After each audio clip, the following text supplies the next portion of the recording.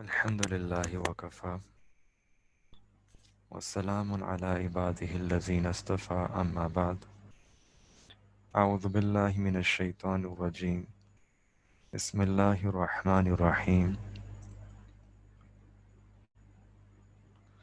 الملك القدوس السلام المؤمن المهيمن العزيز الجبار المتكبر سبحان ربك رب العزة عما يصفون وسلام على المرسلين والحمد لله رب العالمين اللهم صل على سيدنا محمد وعلى آل سيدنا محمد وبارك وسلم اللهم صل على سيدنا محمد وعلى آل سيدنا محمد وبارك وسلم اللهم صل على سيدنا محمد وعلى آل سيدنا محمد وبارك وسلم.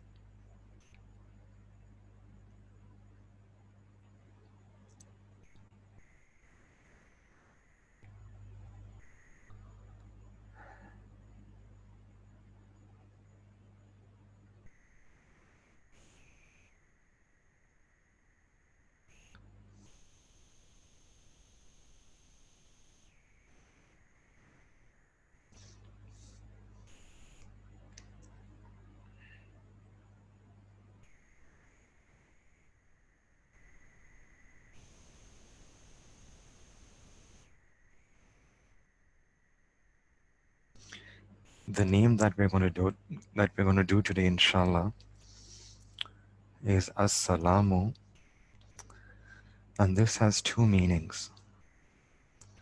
As-Salamu refers to that being who is free from all defects.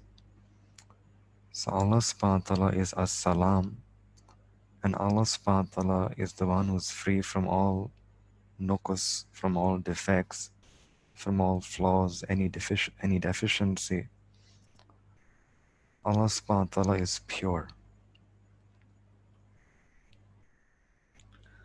And the second meaning is As-Salam refers to that being who's the giver of peace and safety. And Allah subhanahu wa ta'ala being As-Salam is the giver of peace, safety, security, of soundness, of salamti. And this word has been used several times in the Quran. When a child is born, that day is a very important day of that person's life. There are 3 days which are very important for an individual's life. First is the day when they're born, when they come out. It's a day which is important, and also it's a day which has some fear attached with it, that what will happen when I come out. The second day is when a person passes away, and at that time a person will see things which they wouldn't have seen before. The azab, or the reward, or the marahil, the stages of akhirah will open up before that person. They will be able to see angels with their own eyes. And the third important day is when a person will be raised up on Yawm al-Qiyamah, and then every person will be gathered in front of Allah subhanahu wa ta'ala. And in one ayat of the Quran, Allah subhanahu wa ta'ala speaks about one of his Nabi, Sayyidina Yahya alayhi salam, and how Allah subhanahu wa ta'ala gave him salamti, peace, security, and safety at all of those three instances. وَالسَّلَامٌ عَلَيْهِ يَوْمَ وُلِدَ وَيَوْمَ يَمُوتُ وَيَوْمَ يُبْعَثُ حَيًّا. And there is salam, peace on him from Allah subhanahu wa ta'ala on the day when he was born, and on the day when he passed away, and وَيَوْمَ يُبْعَثُ حَيًّا, and on the day when he will be raised up again before Allah subhanahu wa ta'ala. So in this ayah, Allah subhanahu wa ta'ala mentioned 3 times when Allah gave salamti, peace, and security. And the same mamla is with those people who are the believing servants of Allah subhanahu wa ta'ala. Allah subhanahu wa ta'ala deals with them in the same way. Allah subhanahu wa ta'ala gives them message of salam. And when such a person leaves this life, angels, they come, they take that person's life they take that person's ruh with salam, and they give salam and itminan to that person at that time. And Allah says in Quran about this, Allazina tatawaffahumul malaikatu tayyibin, that these are those people that when the angels come to take their ruh, so they take their ruh in such a state that they are tayyib, they're pure, they're clean. Yaquluna salamun alaykum. And the angels are saying to that person that peace be upon you, peace, salamati be upon you. Udkhulul jannata bima kuntum ta'malun. And now enter into Jannah because of the actions, the pious deeds that you used to do. So from this ayah we understand that Allah subhanahu wa ta'ala loves the believing servant so much that Allah subhanahu wa ta'ala gives them peace and salamati in this world, in this life.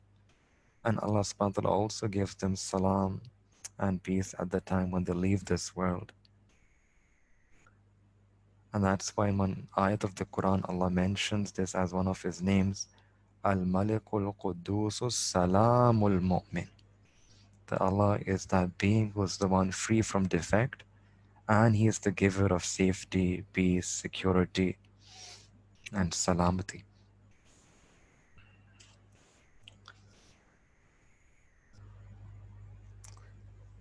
And Allah subhanahu wa ta'ala, being the giver of salam, not only helps a person in this life in safeguarding that person and all the possessions of that person, but Allah subhanahu wa ta'ala also grants that person salam and aman and soundness and security and safety when he leaves this world. And that's why Allah subhanahu wa ta'ala invites His pious servants to a place of safety, which is Jannah. And one of the names of Jannah is Darus Salam. Allah says in Quran, Wallahu yad'u ila Daris Salam. That Allah invites you, gives you dawat towards Darus Salam, to that abode of peace and tranquility. And just like we invite other people to our homes for dawat, Allah subhanahu wa ta'ala is also using that same word in Arabic. Yad'u. Allah is also giving a dawat to all of us. But He's inviting us to His place of peace and tranquility, which is Jannah.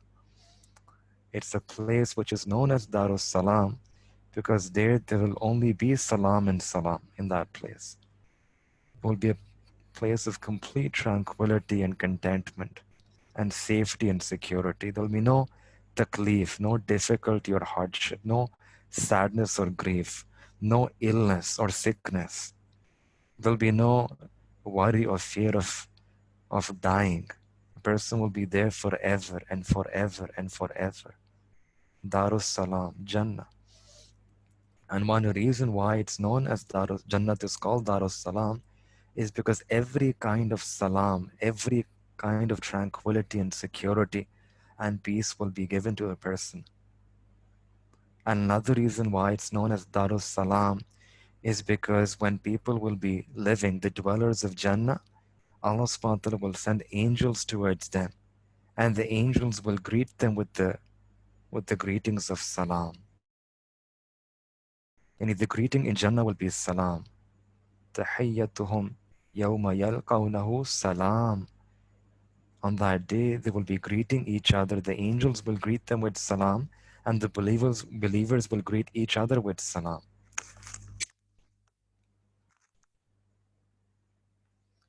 Hazrat Abdullah ibn Abbas radiallahu ta'ala anhuma, that's why he says the Jannat has 7 names, and one of them is Darus Salam. And the fact that Allah subhanahu wa ta'ala is inviting us to Darus Salam again reveals another aspect of Allah's compassion and mercy and His and his rahmah and his karam. Just like when you have a compassionate father or a mother, they want they invite their children towards those things that are beneficial for them.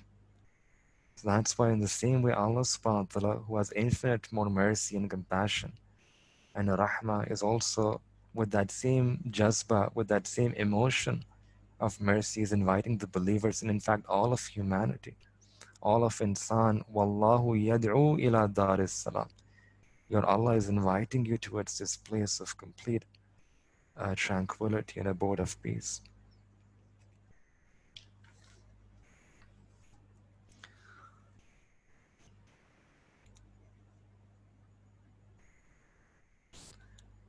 And that is why then for a believer it's important that we are mindful of Allah subhanahu wa ta'ala, and we are mindful of the fact that Allah subhanahu wa ta'ala is the one who is the giver of this salam. Allah is the source of salam. He is the source of tranquility. He is the giver of every kind of tranquility that we need, every kind of security, safety, and peace we need. And this has several levels. And we want to understand this at several levels. First, the first and the foremost, the most important thing that we need is that we want Allah subhanahu wa ta'ala to give us a sound heart, to give us salamati in terms of our qalb, a heart that is free of blemishes, that's an untainted heart. And why is this important?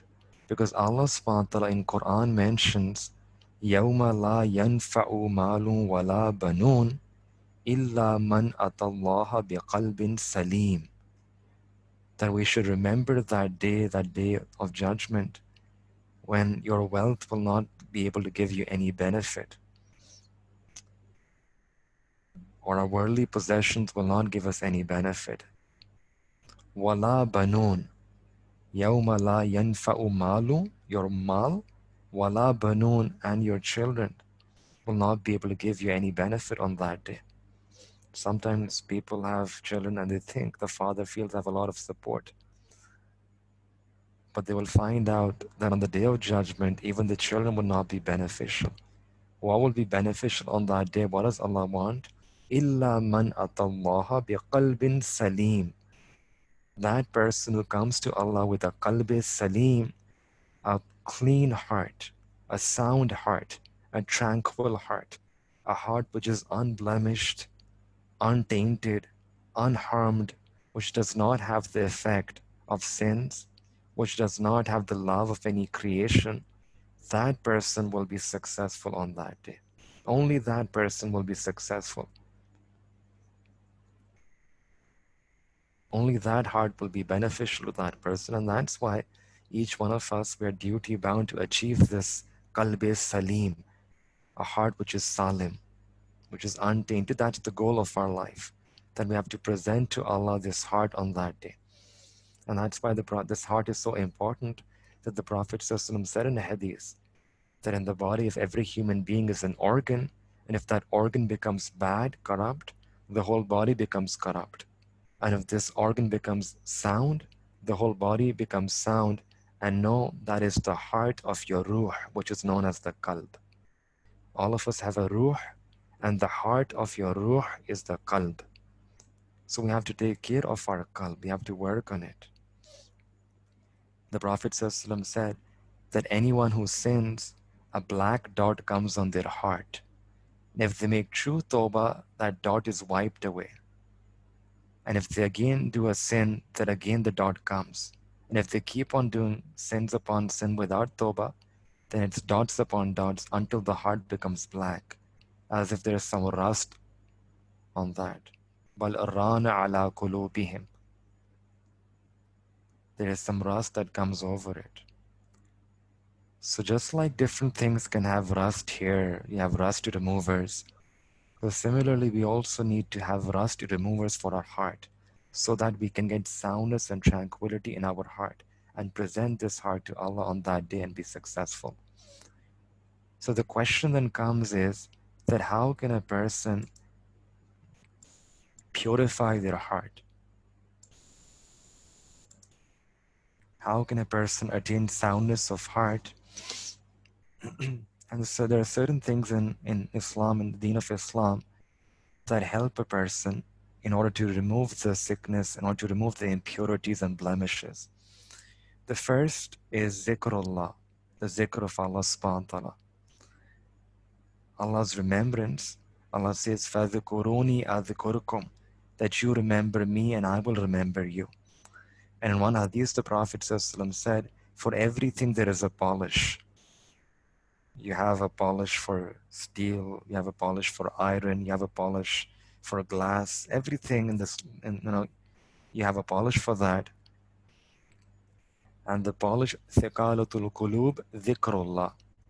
The polish of the heart is the zikr of Allah subhanahu wa ta'ala, the remembrance of Allah. The more and more a person remembers Allah inside the heart of their ruh, it will purify their heart. And that's why over and over again Allah says in Quran that Uzkurullaha dhikran kasira, remember Allah abundantly. There's no other hukum that we have in the whole Quran which has this adjective abundantly, except for this, that we remember Allah abundantly. And when a person remembers Allah subhanahu wa ta'ala abundantly, then the impurities, they remove, they're washed away, they're cleansed, the heart becomes pure. Hafiz ibn Qayyim al-Jawziyah rahmatullah alayh, he has written a whole book in which he has counted and told us 90 benefits of dhikr of Allah subhanahu wa ta'ala. And of these 90, he mentions one is quwwatul qulub, the strength of the heart. And another is the nur of the heart, increases the nur of the heart. Third is purity of the heart, purifies the heart. And another thing is that shaitan runs away from that person who does dhikr in his heart of his ruh. And then when a person does a zikr, the heart gets contentment and itminan. Like Allah says, Allah bi dhikrillahi tatma'innul qulub. So through abundant remembrance, a person gets contentment in their heart. They get nur sometimes on their face also. That's why you see people who remember Allah abundantly, they have munawwar faces. They're humans. But you just want to keep on looking at them because the more they sit in isolation and remember Allah, the more Allah adorns their faces with the nur. And there's a huge difference between a zakir person and a heedless person. Sometimes you get contentment simply by looking upon the faces of the zakiri.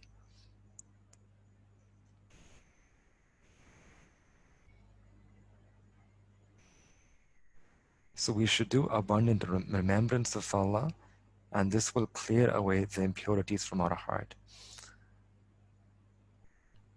In Quran, Allah says when shaitan wants to attack us, what shaitan does is the first thing he takes away our zikr. استحوذ عليهم الشيطان فأنساهم ذكر الله. He tries to make a person forgetful of the remembrance of Allah subhanahu wa ta'ala. And that's why having zikr is the best defense mechanism against shaitan. One sheikh said that shaitan keeps hiding behind a person's heart. He's holding a thorn like an injection in his hand. And for as long as the heart is engaged in the remembrance of Allah, dhikr of Allah, he cannot do anything. But the moment heart becomes ghafil, then he pricks it with that thorn.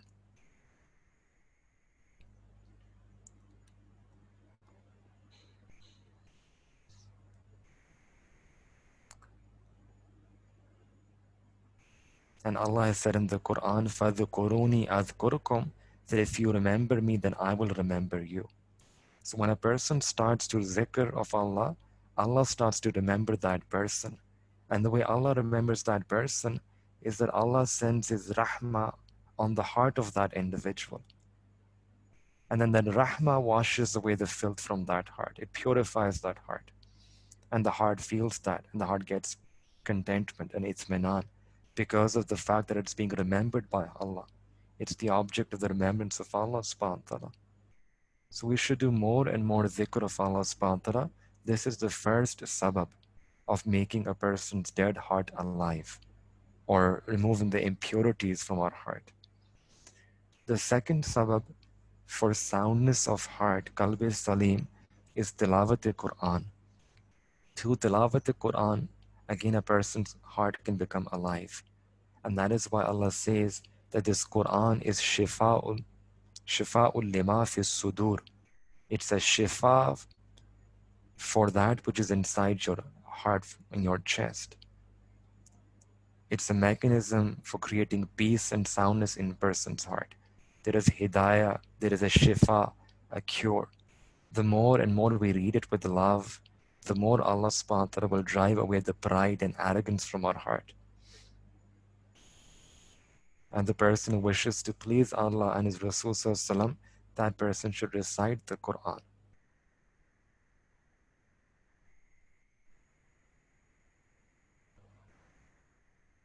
Abdullah ibn Abbas radiallahu ta'ala used to say that the person who holds the beloved, the tilawat of the Quran to be beloved, then Allah subhanahu wa ta'ala and His Messenger sallallahu will hold that person to be as His beloved, to be as their beloved. So we get tired reading Quran or listening to Quran because our hearts are not pure. And for those whose hearts are pure, they never get tired from reading Quran, reciting Quran.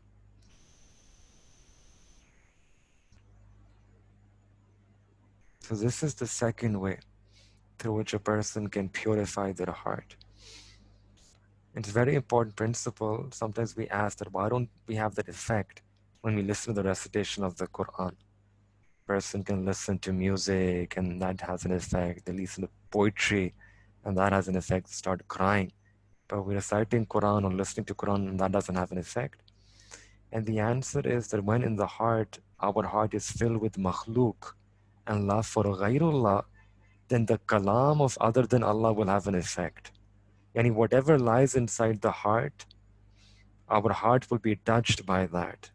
If there is ghairullah, these false, unlawful loves, then their kalam, their poetry and love songs and music, that will have an effect, will make us cry. But for those individuals who have the love for Allah in their heart, when they listen to the kalam of Allah, their heart cries. Their heart feels it, right? The heart feels that joy and happiness. So we have to wipe away, remove the unlawful loves from our heart and fill our heart with the muhabbat of Allah, so that when we read Quran, we enjoy reading Quran. We develop some munasabat with the Quran. The third thing which enables a person to get qalb salim is kasrat istighfar, the abundance of istighfar. But when a person does istighfar, it cleanses a person's heart from impurity.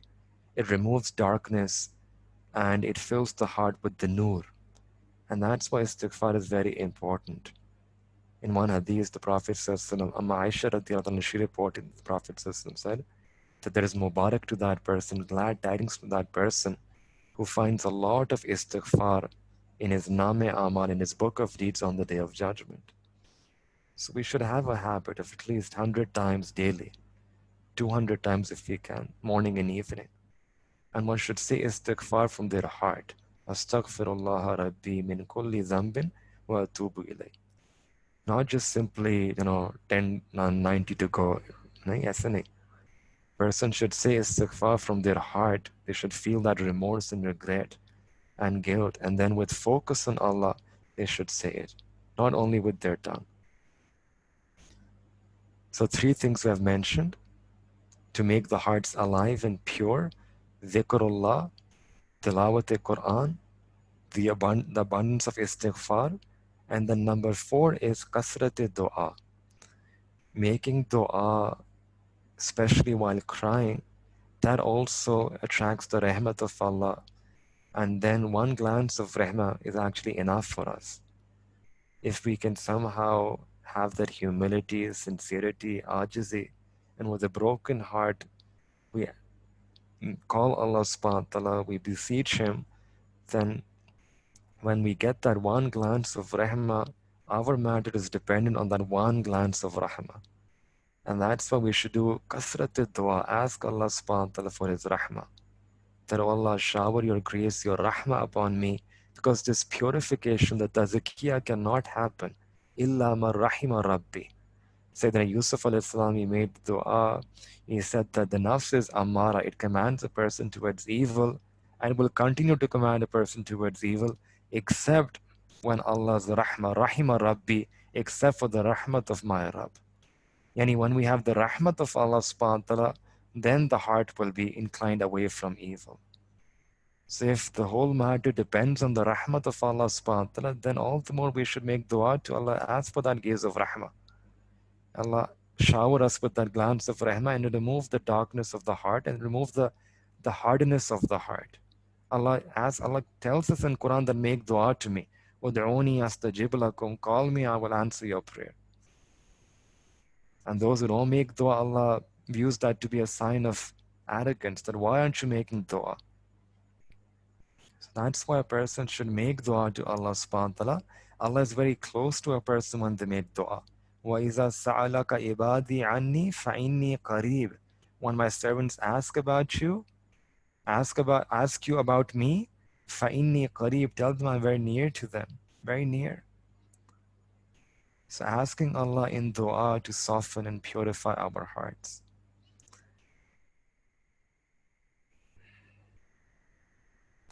And the fifth thing is Qiyamul Layl. To pray the Tahajjud Salah. And one hadith it comes that Afzalu Salati Ba'da Maktubati, that the Afzal Salah after those prescribed Salah, the 5 prescribed Salah, is Tahajjud, is the night prayer. And that's why if we can, we should try to develop this habit of praying Tahajjud. Ideally, we should try to pray Tahajjud in the last 1/3 of the night. We sleep and then wake up and pray. If that's not possible, we can pray Tahajjud with our Isha. After the Farz Sunnat, we can pray. And we can pray that optional nafil with the niyat of Tahajjud. At least at some degree, we'll get the sawab of Tahajjud. For a person to be a lover of Allah subhanahu wa ta'ala, they need to have taqwa and they also need to have Tahajjud. So these 5, and then the 6th one is the sohbat of the salihin. When a person puts themselves in the sohbat of the siddiqin and salihin, that also purifies a person's heart.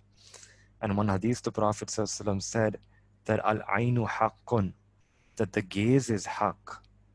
And just like when there's a person who has a bad gaze or what you call buri nazar, evil gaze, that has an effect. In the same way, when there's a person who has love and muhabba and sincerity and concern in their heart, and when that person looks at someone, when that person implores Allah and asks Allah subhanahu wa ta'ala, then their gaze also has tasir. It also has effect. Sitting with them and being in their gaze, that has an effect. And the effect is that it purifies a person's heart. Al-ainu haqqun. Hazrat, very big muhaddis by the name of Mullah Ali Qari rahmatullah alayh, in the commentary of this hadith Mubarakah, he has written that just like the gaze of a fasik, fajr, evil person has negative effects, in the same way, the ziddu hadha nazri nazrul arifin. The opposite of that nazr is the nazr of the arifin, is the nazr of the siddiqeen, the virtues, the pious, the friends of Allah. And their effect, there is a lot of effect in their gaze. Yaj'alu, it can make a person who is ghafil, can convert him into zakir. It can make a fajr into muttaqi, a jahil into alim, and can make a person who's leading a life of animal and convert that person into a truly human being. And that's why in Quran, Allah also gives us the command that وَكُونُوا مَعَ الصَّادِقِينَ, put yourself in the company of the Sadiqeen, those who are truer than you in their relationship with Allah, because that is going to help you attain this ni'mat of taqwa, this purity and piety inside your heart. So these are some of the ways through which a person can get salam in their heart. They can get qalb salim. Then the second part of an individual is our aql. And we also need aql salim. In addition to qalb salim, we should also need aql salim. And there is an importance of this akal in our deen. Allah subhanahu wa ta'ala has given this akal, this intellect to us, but akal salim is that akal which is grounded in revelation, which is grounded in revelation.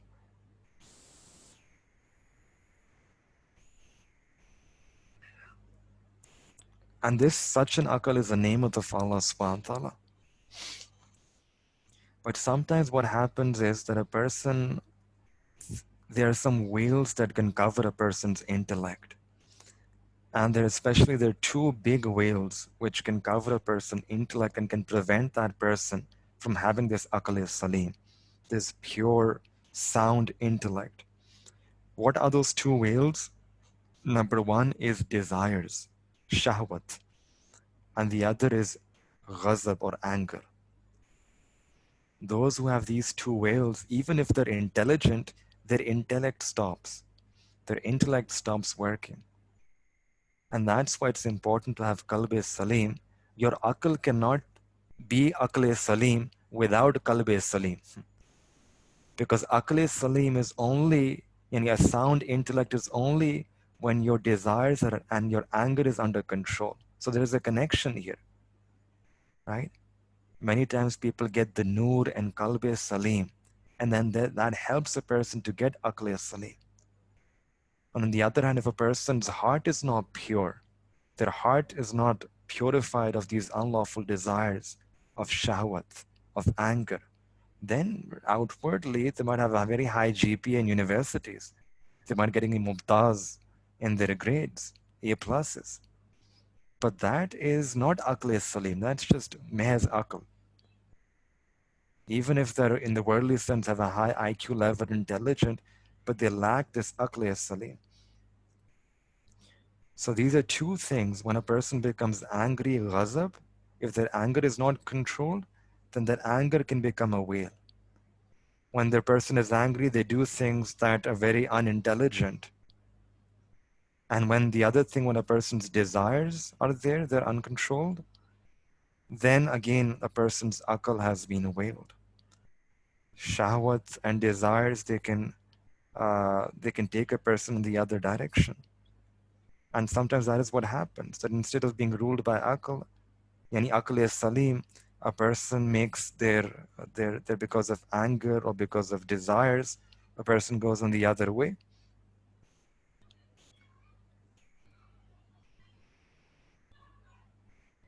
So that's why we need to get akal salim and ask Allah subhanahu wa ta'ala for this nemat. This akal salim will be only present in those people who have qalb salim, whose hearts are pure from kina, hasad, arrogance, spite, malice. Unless we purify this heart, we'll not be able to get this. And so that's why we should ask Allah for both of these things. Allah grant us a qalb salim, grant us an aql salim. Now, there are two types of intellect. There is one kind of intellect which looks for worldly benefits. There's always looking at the world, at the dunya. All programming is just about worldly benefit. There was a man who had a sugar business, and he would buy some sugar and then sell at that same price. But he was making a lot of profit.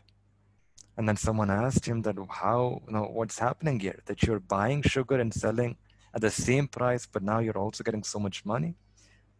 He said that when I buy sugar, I get it in a plastic bag. And when I give sugar, I sell it without the bag. And I get this 10 rupee profit per bag. And became a millionaire because of this. The akal looking at worldly benefit. Once there was another person selling watermelon, but no one was buying it because it was tasteless. So he put up a sign that said sugar-free watermelon. And people started buying it for their relatives with sugar problems. So these people, they made a good situation out of a bad one, right? This is another kind of akal, which is akal in the dunya, akal in mu'ash, akal of the business-minded people. But there's another akal which is an akal that looks for benefits of the akhirah. This intellect does not look simply at the worldly benefits. It looks at the world with the akhirah tinted lenses. With akhirah, right? You're looking everything through the spectacle of akhirah. And this akal is the nemat of Allah subhanahu wa ta'ala. This was the akal which Allah subhanahu wa ta'ala gave to the Anbiya alayhi salatu wasalam, and to those people who follow in the footsteps of the Anbiya alayhi salatu wasalam. That wherever they are, whatever situation, they're looking at it, they're looking at the dunya with the tint, with the lenses of akhirah. One time there was a person who gave some coins to buy something from uh, from a very pious individual. But those coins were fake. And he started crying because he feared that what if his amal, his actions are also fake in the eyes of Allah. And he was getting coins, that pious individual, he got coins from a person and he realized these are fake coins. And at that time he started crying because he feared that what if my actions are also fake. These people are seeing everything in the color of akhirah and Allah subhanahu wa ta'ala. Whatever they use their intellect, they're using it for their akhirah, right? That's the ideal, right? Once in one hadith, the Prophet ﷺ was with the Sahaba Ikram and said that in the qabr, in the grave, these angels, Munkir and Nakir, will come and they will ask questions to you. Sayyidina Umar radiallahu anhu was sitting and he asked that, Ya Rasulullah, then we go inside the grave and these questioning will start. Will our akal remain sound? Will we have akal salim there also? Or this akal will go away? And the Prophet ﷺ replied, no, your akal will remain sound at that time. And then Sayyidina Umar radiallahu anhu, he became happy and said that, Ya Rasulullah, then there's nothing to be scared of. There's nothing for us to fear. Allah subhanahu wa ta'ala will grant us the tawfiq to answer those questions properly. So akal salim is a nemat. And Allah subhanahu wa ta'ala puts in the heart of such people things that are beneficial for them in the dunya and beneficial for them in the akhirah. They're able to see what is haqq and what is batil. And that's why one good dua that the Prophet ﷺ taught us is Allahumma arina al-haqqa haqqan warzuqna ittiba wa arina al-batila batilan warzuqna ijtinaba. That, oh Allah, show me haqq as haqq and batil as batil. Show me haqq as haqq and enable me to follow the haqq. And show me batil, falsehood as falsehood, and enable me to stay away from that falsehood. And that's why the Prophet says, a lot of times he would make this dua to Allah, that Allahumma inni as'aluka ilman nafi'an. Allah, I ask from you beneficial knowledge. And Allah, save me from that knowledge which has no benefit. So we should also use these du'as and ask Allah subhanahu wa ta'ala for a qalb salim and for a aql salim.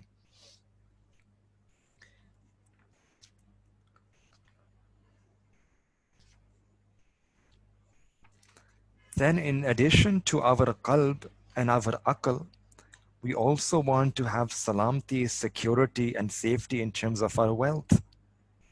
And the Deen of Islam also has given us certain ways through which a person can get this security in their wealth. And one thing which we have already mentioned is zakat, that the more and more a person gives zakat, that would protect their wealth. Another thing is that for those men who are working, to stop our work on Friday at the time of adhan and immediately start making preparation for salah, to go to the masjid, because Allah is inviting through that announcer munada, hayya ala salah and hayya ala al-falah. So at that time, if we want salamati in our wealth, in our trade, in our business, in our job, we should try to pause our work and we should leave and we should say labbaik to the call of Allah subhanahu wa ta'ala. When a person goes and prays their salah, Allah puts barakah in that rizq. In Quran, Allah subhanahu wa ta'ala mentions that one of the ways through which Allah gives rizq to a person is because of their salah. Allah says, don't worry about your rizq. وَأْمُرْ أَهْلَكَ بِالصَّلَاةِ. That give command to each other about salah. Establish salah in your homes, and نَحْنُ نَرْزُقُكَ. We will give you rizq. We will give you provision. Yani Allah is taking upon himself the responsibility to give us rizq. And Allah says, what's your responsibility is to establish salah in your house. وَأَمُرْ أَهْلَكَ بِالصَّلَاةِ. Your ahl, your people in the house, ask them, do their tarbiyah in such a way that every individual in the house, they pray their salah. Your family, your parents, your children, everyone should be praying, and they're praying properly as is the haqq of salah. Not simply a quick two or a quick four, but do ihtimam of salah, praying at the right time with the proper adab. And this will also be a source for salamati, for security in our wealth. Another thing about wealth is that a person should not violate the rights of other people. Sometimes people violate, inheritance. They don't give inheritance to the sisters, or they are dishonest in their dealings, or they lie, or they try to deceive other people. They take a false oath. They hide the defects. The Prophet ﷺ said that when a person sells something by hiding or concealing the faults of that good, they don't tell the buyer the defect of that good, then Allah subhanahu wa ta'ala is always angry with that person. Then why did this person do khiyanat? Why did this person lie? So we should try to stay away from these things, from this deception, from violating the rights of other people if we want salamati in our money.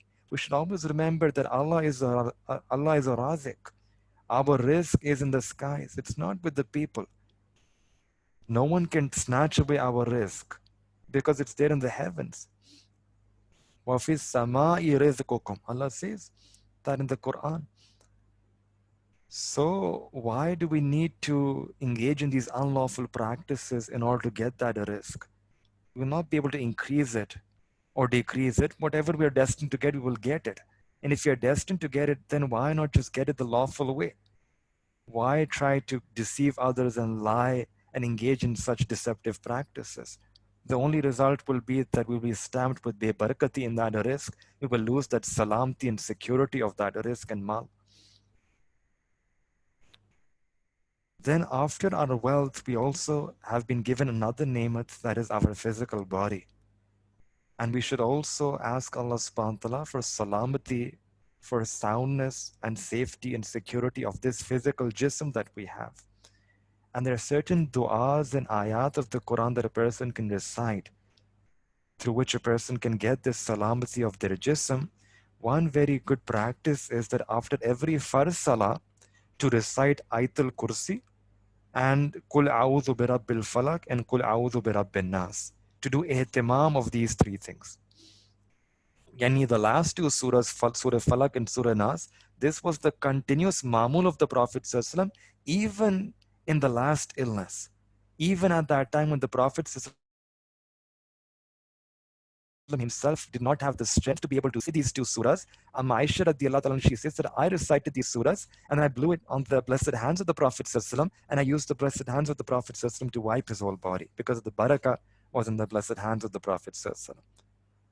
So we should also have this daily regimen of reciting these last two surahs, and we also wipe over our body so that we get salamati on our jism. And one of the things that our teacher, one of the books we read was that perhaps the reason why Allah subhanahu wa ta'ala has mentioned these two surahs at the end of the Quran is because we're also living in the end of humanity, the akhri zamana, in the end of times. And maybe that's why towards the end of times there'll be a lot of fitnas, fasads. And that's why Allah subhanahu wa ta'ala gave us these two surahs, that if we need them, if we need protection, then a person can do a lot of ihtimam of these two surahs and hence attain security and safety. The next point is that we also want salamti not just for our own self, we want it also for our children, for our awlad. We want them to be secure, have safety. And again, there are certain things that we have in the deen of Islam through which we can ask Allah subhanahu wa ta'ala for salamti in terms of our children. And one very important teaching of our deen is sadaqah, that we should do a kasrat-e sadaqah. And through kasrat-e sadaqah, this is a means through which we can ward away any disaster or any misfortune that was about to come to our children. It's a very good habit for parents that we can have some designate some kind of a box, and we can write on that box sadaqah or filla or lilla. And then anytime, whenever you get any salary or money, then we can maybe, put some proportion of that money in that sadaqah box, whether it's 1/20th of our salary, 1/30th of the salary, 1/50th, whatever it is, some proportion according to our istita'at, and we place it, make this like a habit, and we place it inside that box, and then maybe at the end of the month we can distribute that money as sadaqah, and we can make this niyat that, ya Allah, because there comes a hadith that when a person gives sadaqah, it removes the disasters that were supposed to come to that person's life. So increasing in sadaqah and uh, sadaqah also reduces the anger of Allah subhanahu wa ta'ala.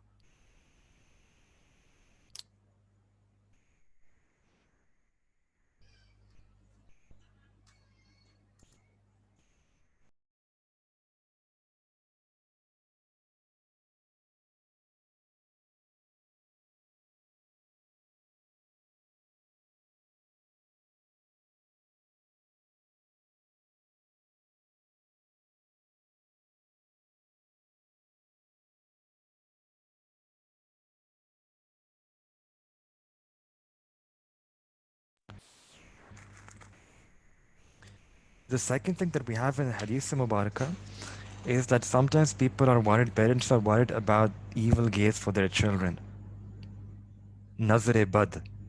And for that, we should try to uh, get our children memorize those du'as that are mentioned in the Sunnah. And one important dua is A'udhu bi kalimatillahi ta'ammati min kulli shaytanim wa hamatin wa min kulli ainin lama.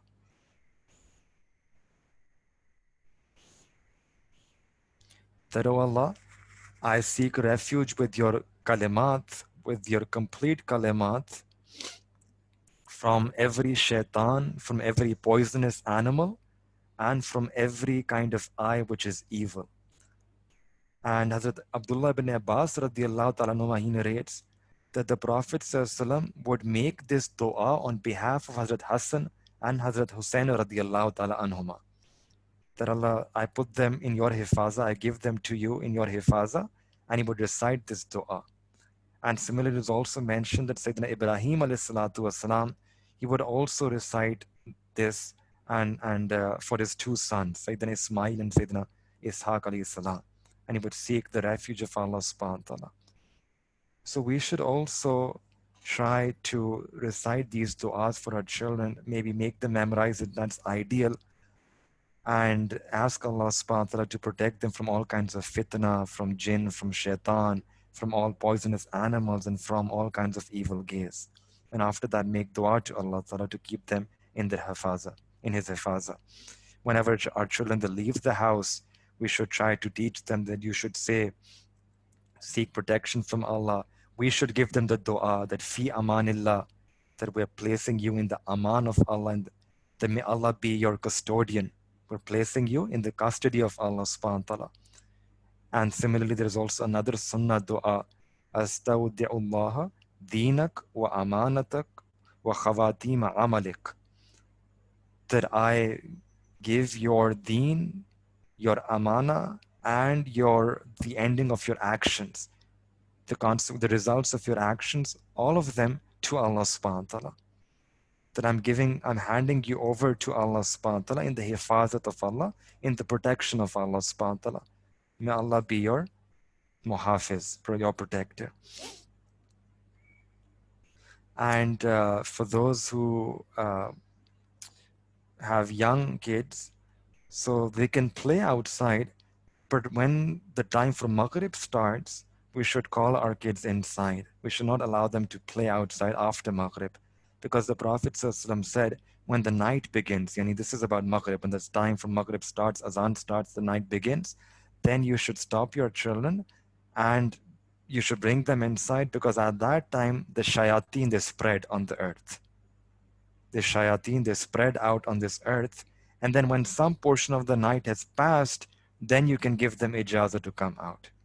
So this time, which is Maghrib, and the time which is near Maghrib, we should try to ensure that the kids are inside, bring them inside. So these were a few things which can help attract the mercy of Allah subhanahu wa ta'ala in terms of salamti for our children. And then there is also something a lot of people ask these days, that is there anything in our deen that can help all of us against this black magic and all these kinds of things that are there? Uh, Sihr and jadoo and these kinds of afat or certain accidents. So a very simple way I'll share with you that we learned from our own teachers about this whole issue is that we should have yaqeen on the being of Allah subhanahu wa ta'ala. And as long as we are practicing a life of taqwa, Allah subhanahu wa ta'ala will keep us in His hifaza. Because in Quran, when Allah subhanahu wa ta'ala mentions the existence of sihr and magic, in that very same ayah, Allah subhanahu wa ta'ala also mentions that no person will be able to do any kind of bad thing on you except bi-idhnillah, except for the permission of Allah. And hence we should try, and that's what our teachers used to tell us, we should try to make ourselves that individual that Allah will not give any other person a permission to do magic on us or that magic to have any effect on us, right? We should become that individual who comes into the hifazat of Allah. How does a person come into the hifazat of Allah? Taqwa, by living a life of taqwa. So to become kamil, right? Kamil means that become a person of taqwa as opposed to going to some amil. So this is the real solution for all of this stuff, that a person adopts taqwa. The higher and the higher taqwa, the level of taqwa they have, they will come into the hifaza, Allah will protect them. But that said, there is a particular surah, Surah Baqarah, which is very beneficial. And a person should recite this if they want to save themselves from such things. If a person, it's the longest surah, so if you cannot recite it in one sitting, you can finish it up in several sittings. But there should be some kind of a regimen, some habit of finishing Surah Baqarah in our homes. This can be once a day, this can be once a week, this can be once a month, but there should be some repetition, some regularity of having Surah Baqarah being read inside our homes. And this should be done on our own, not hiring someone to come and doing it for you. We should do recitation ourselves. And if we are not able to recite, our fluency is not that good in Arabic, we can listen to it on some tape or some cassette or on the video, or in different places, right? That also is not, that also has some faida. It's not empty of any benefit.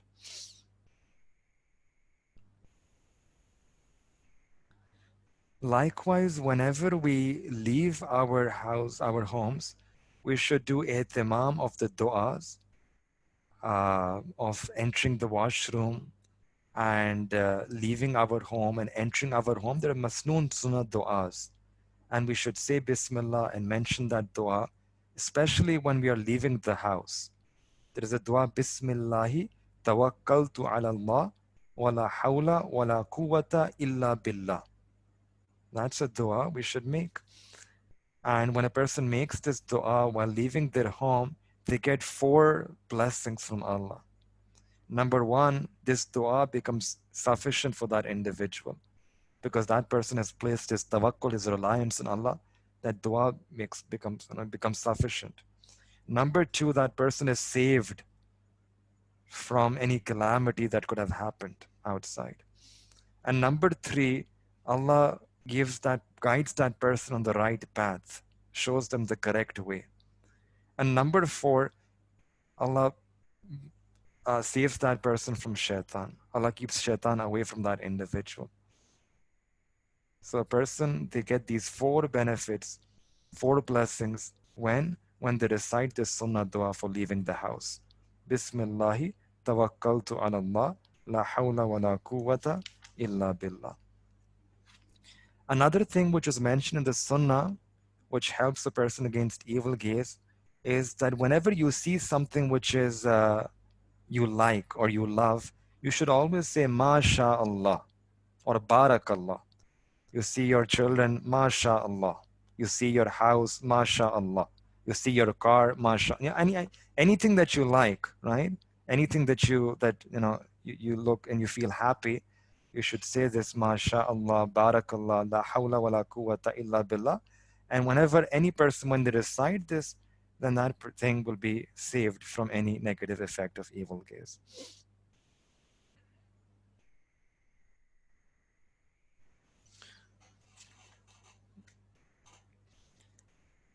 So,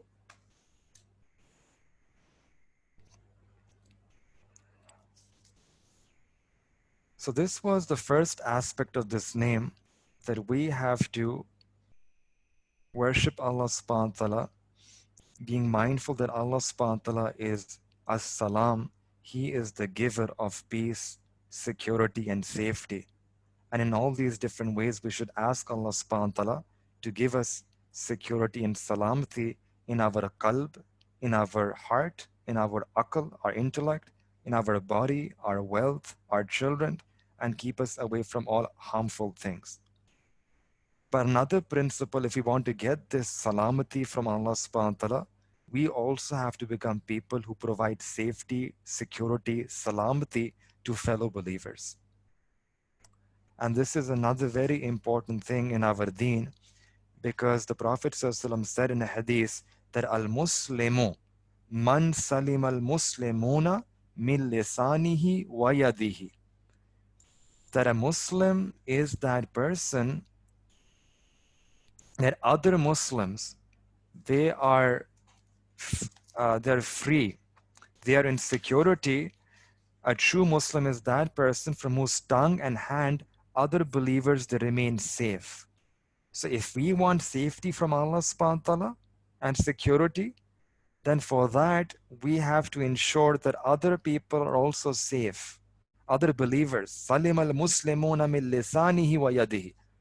That other people, other Muslims are also safe from our tongue and hand. So this hadith is actually giving us the definition of a Muslim. Who is a true Muslim? And if this foundation is fixed, then everything else will also be fixed in terms of our social relationship. And if this is not fixed, then we're just Muslim by name.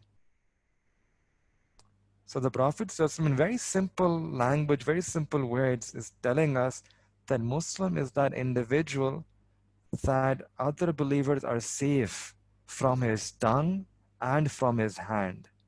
And normally we hurt and harm other people using these two organs. Sometimes we hit them with the hand, yad, and sometimes it's our tongue, lisan, our call and our fail. And in these two things, the Prophet mentioned both of them, but he mentioned the tongue first, min lisanihi wa yadihi. And the reason is because sometimes we can hurt other people using our hands, but the opportunity might be less to hurt others with our hands. You don't have access to the other person 24/7. On the other hand, we can use our tongue to say whatever we have to say, right? One sentence and you can start hurting them. You can split that person's heart. Then you see that we can use our tongue to hurt that person in the day, during the day, even during the night, even when that person is sleeping, we can use that tongue, we can backbite.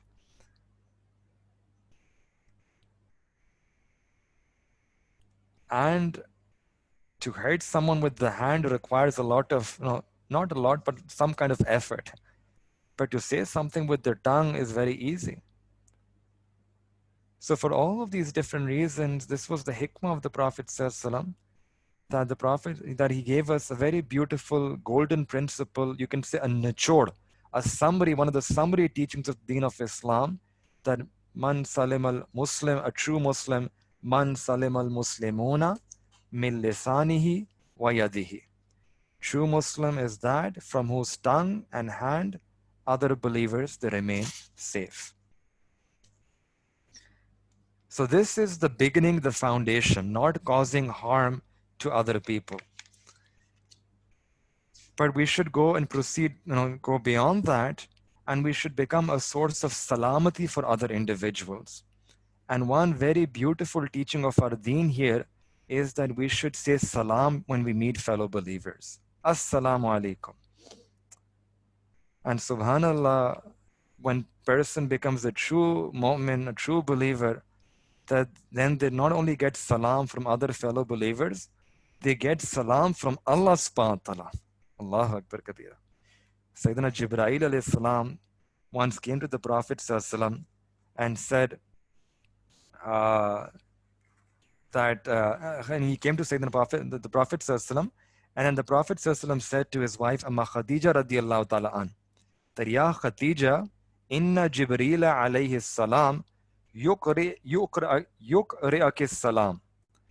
That, oh Khadija, Jibreel alayhi salam came to me and he is conveying salam to you. He is conveying salam to you. And he was conveying salam of Allah subhanahu wa ta'ala, that Allah says salam to Amma Khadija radiyallahu ta'ala an. And when Sayyidina Khadija radiyallahu ta'ala an, she heard this, that Allah subhanahu wa ta'ala is conveying salam to her through Sayyidina Jibreel alayhi salam, she replied, Allahu huwa salam. That Allah, He is salam. This is one of His names. Allah's being is as-salam. Wa minhu salam. And all of salamati, all of peace and all of security, all of salam comes from Him. Wa ala Jibreel alayhi salam. And upon Jibreel be my salam. And the ulama have written that this story actually tells us the intellect, the akal, the intelligence of Amma Khadija radiyallahu ta'ala anha. When she got the message that Allah subhanahu wa ta'ala is sending salam to her, in her reply, she did not say that I sent salam back to Allah. Because Allah is Himself, who was salam. Allah is as-salam. All salam comes from Him. No one can give salam to Him. Salam, He is the source of salam. So she understood this point and she said, Allahu huwa salam. Wa minhu salam. All of salam comes from Allah. And then she said, Wa ala Jibreel alayhi salam. But Jibreel alayhi salam, I convey salam to him. So when, subhanallah, a person becomes a true believer, they get salam from Allah subhanahu wa ta'ala. She is a ghair nabi, but getting salam. And there are a lot of hadiths in Mubarakah which stress the importance of saying salam to each other, to fellow believers. In Jannat, the greeting will be salam. In dunya also, we should do kasrat salam to each other. The Prophet ﷺ said in a hadith that, listen to this carefully, that none of you will be able to enter into Jannah unless you are a true mu'min. And you will never become a true mu'min unless you love one another. And then, should I not tell you that action which will increase that mutual love? And the Sahaba asked, yes. And the Prophet ﷺ replied, that is that say salam to each other. Afshu salam bainakum. Say salam, spread salam to one another. Elsewhere, the Prophet ﷺ said that spread this salam and keep spreading so that your rank will increase. You will get an exalted rank in Jannah. Likewise, the Prophet ﷺ said that one alamat of Qiyamah, one of the signs of the end of time, is that a person will only say salam to those individuals whom he recognizes, whom he knows, whom are his relatives. Yani other Muslims, other believers, he will not say salam. And again, you see this, how common this is today. Right? We only say salam to those people whom we know, whom we are friends with. And this is actually one of the signs, mentioned as one of the signs of the end of time. Means that we should say salam to all the believers. We should afshu salam, spread salam, so that at least we are not included as being amongst the signs of the end of time. And the Prophet ﷺ said that among people, the person who is most deserving of the qurb of Allah is that who is the first to say salam. So not simply saying salam, but should be the first to initiate that salam, not waiting for the other person and then saying reply. No, you initiate that salam. Why? Because the Prophet ﷺ said that al-badiyu bis salam bari'un min al-kibr, that the person who initiates the salam is free from arrogance. And this can mean two things, that person is free from arrogance, he is very humble, And saying salam first is a manifestation of his humility. And this can also mean that by initiating salam, Allah will purify him of this disease of kibr and arrogance. Allah will purify his heart. He will be able to attain humility and rid himself of takabbur and arrogance because of saying salam first. Subhanallah, such a small amal, right? Such a small amal on the tongue, but it purifies your heart of this deadly disease called kibr, about which the Prophet ﷺ said that even a one drop of kibr in a heart, that heart will not be able to enter Jannah. Easy remedy, say salam, initiate salam. And once the Prophet ﷺ said that, oh my son, my beloved son, that when he was addressing a person, that when you enter your house, you should say salam to the people of your house, your household members. And this will bring barakah for you and for the people living inside the house. How many of us we say salam when we enter? We just enter and then just go back and do our own work. And that's why we lose this barakah. Such an easy way to get barakah. And this is such an easy way to get barakah in our rizq.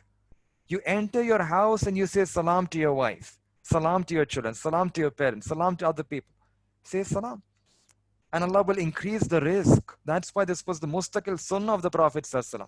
That when he used to enter the house, he would always enter with a smiling face and he would say salam to his wife.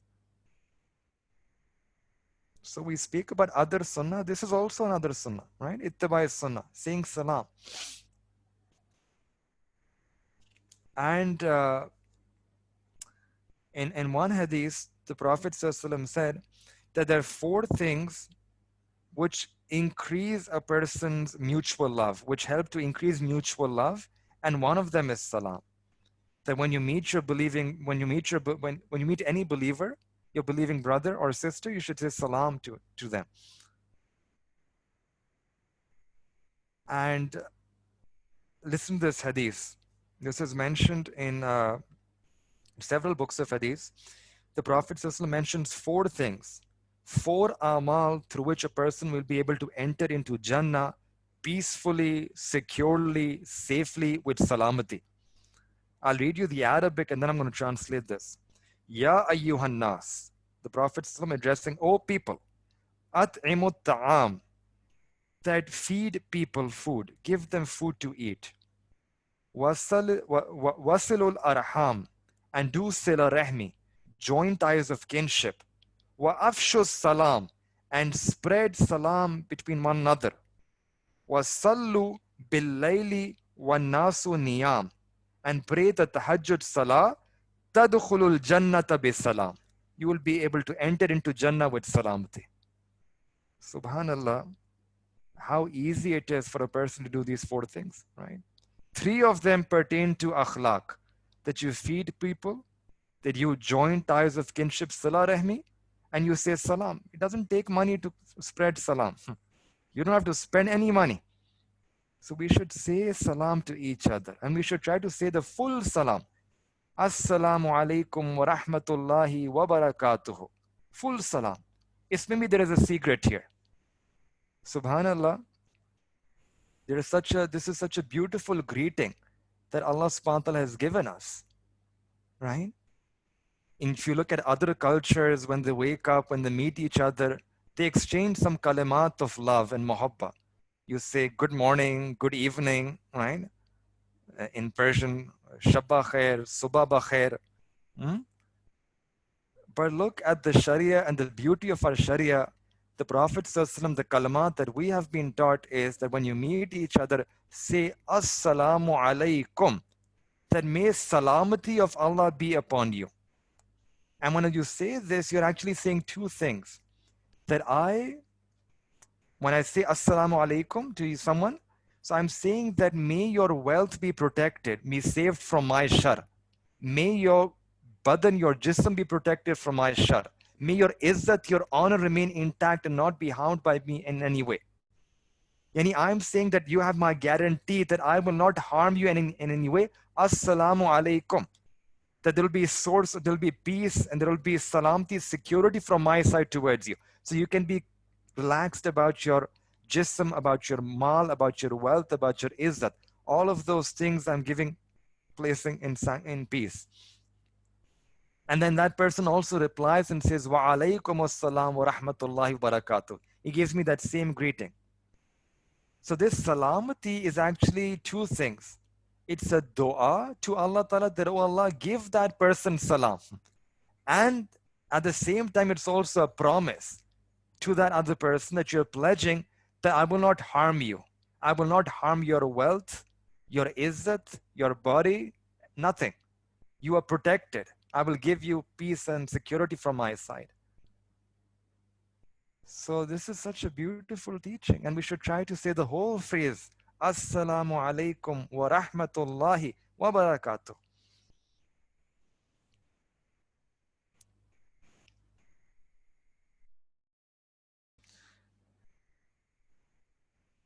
And the last thing we'll mention before we end is that when we say salam to each other, we should also say salam and offer salam, convey salam to the best of creation, Sayyidina Rasulullah sallallahu alayhi wasallam. In Quran, Allah Ta'ala says, Inna Allah wa malaikatahu yusalluna ala nabi. That indeed Allah and all of His angels, they send salawat on the Prophet Sallallahu Ya ayyuhalladhina amanu, all those people who believe, sallu alayhi wa sallimu taslima. Send salawat and salam on the Prophet Sallallahu. So we should say durood and salawat on the Prophet Sallallahu, durood and salam on the Prophet Sallallahu in abundance.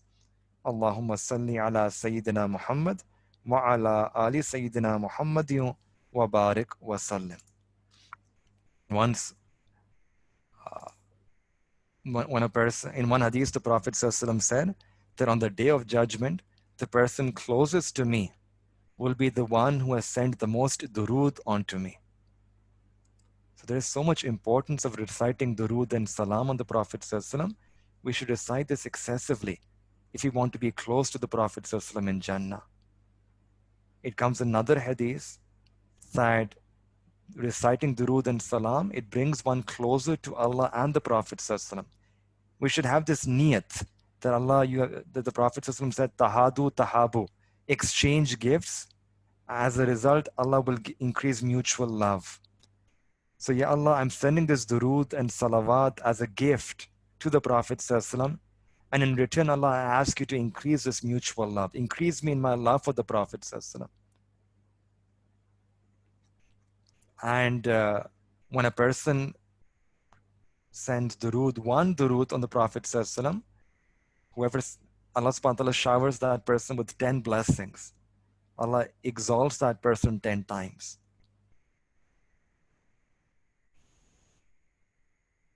And we should also use durood and salawat in our du'as. Sayyidina Umar radiallahu ta'ala, he narrates that when a person makes a dua, that dua is hanging mid-air between the heavens and the earth. It doesn't go up to the arsh. It stays there until a person completes that dua with durood on the Prophet sallallahu.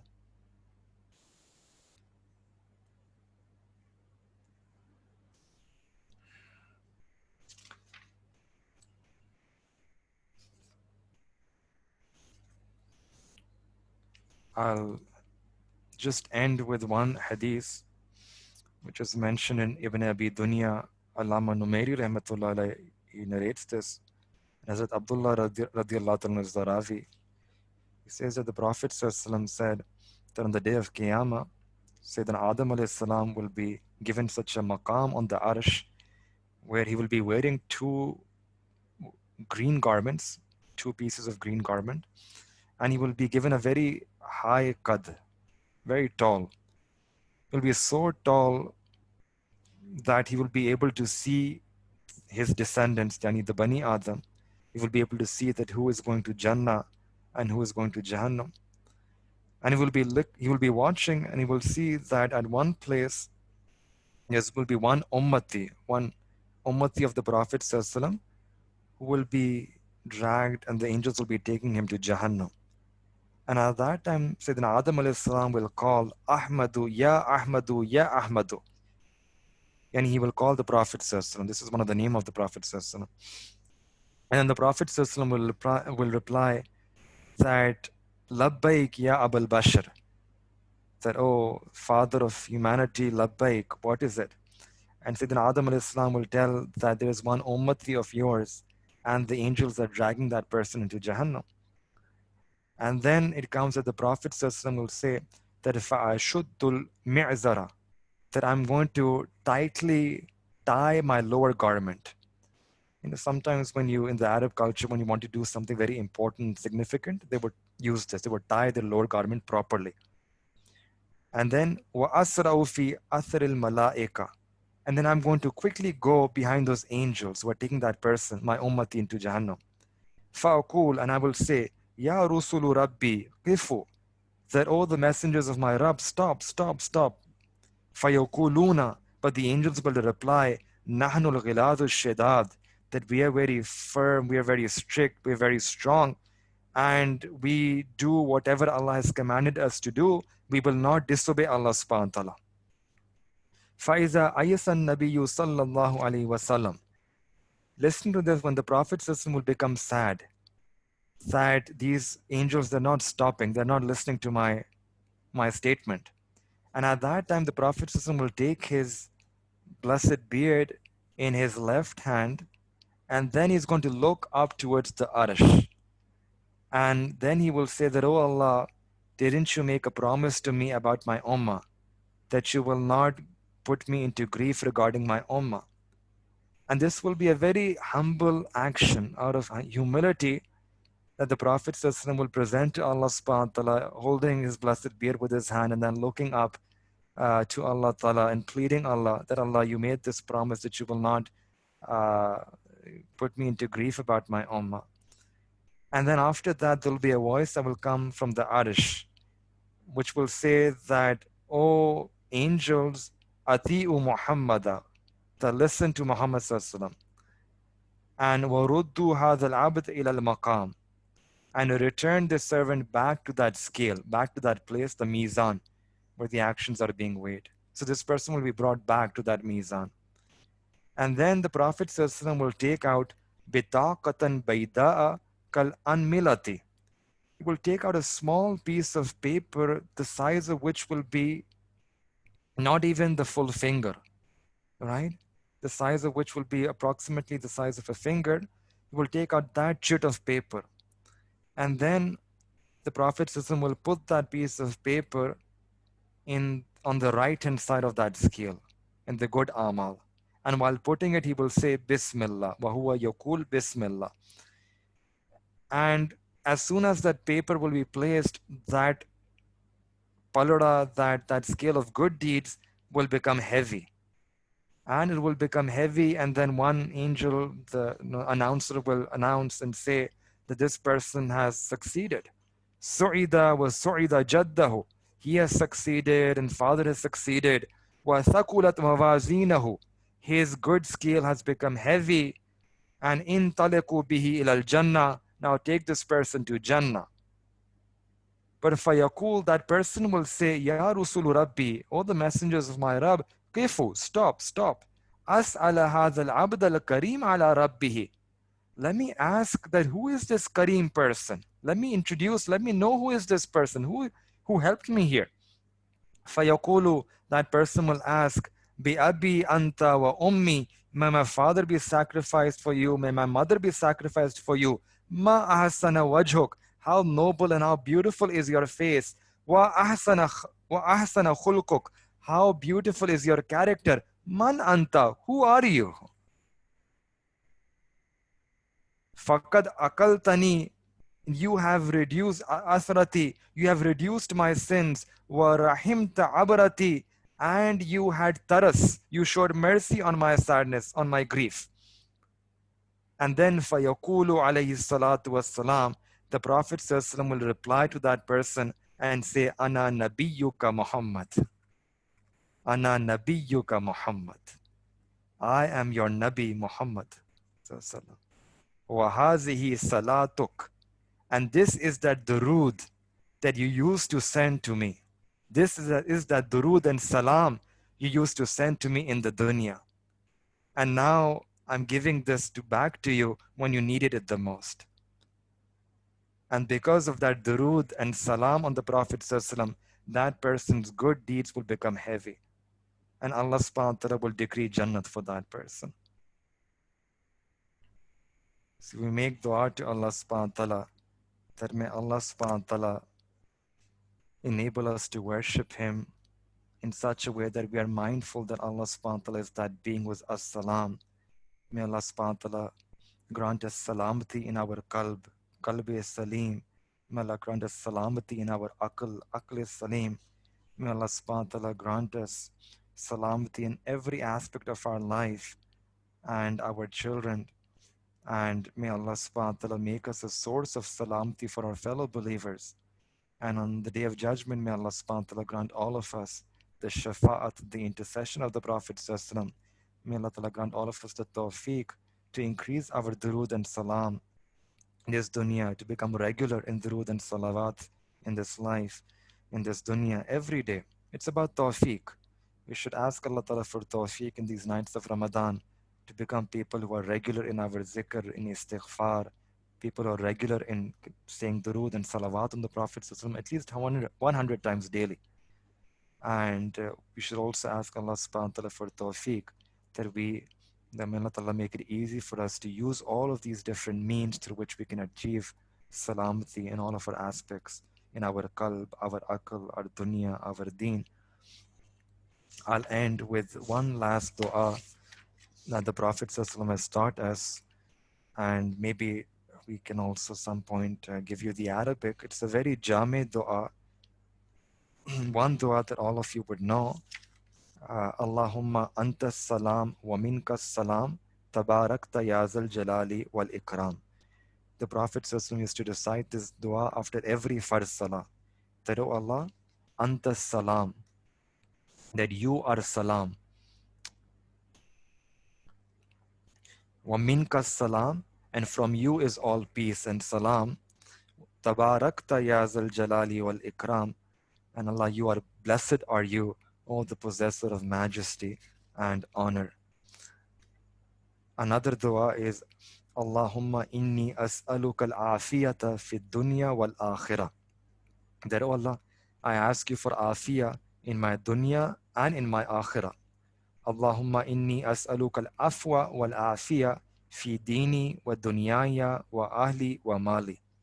That Allah grant me forgiveness and afiyah in my deen, my dunya, my family, my wealth, and everything that Allah you have given me.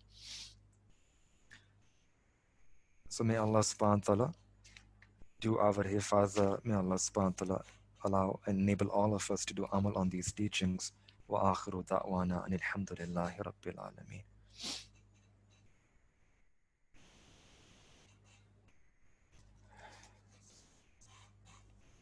سبحان ربي العظيم وحمد اللهم صل على سيدنا محمد وعلى آل سيدنا محمد وبارك وسلم. ربنا ظلمنا أنفسنا وإن لم تغفر لنا وترحمنا لنكونن من الخاسرين. رب اغفر وارحم وأنت خير الراحمين. رب اغفر وارحم وأنت خير الراحمين. رب اغفر وارحم وأنت خير الراحمين. اللهم إنا نسألك من خير ما سألك منه عبدك ونبيك محمد صلى الله عليه وسلم وعبادك الصالحون، ونعوذ بك من شر ما استعاذك منه عبدك ونبيك محمد صلى الله عليه وسلم وعبادك الصالحون، وأنت المستعان وعليك البلاغ. لا حول ولا قوة إلا بالله العلي العظيم. صلى الله تعالى على خير خلقه محمد وعلى آله وصحبه أجمعين برحمتك يا أرحم الراحمين.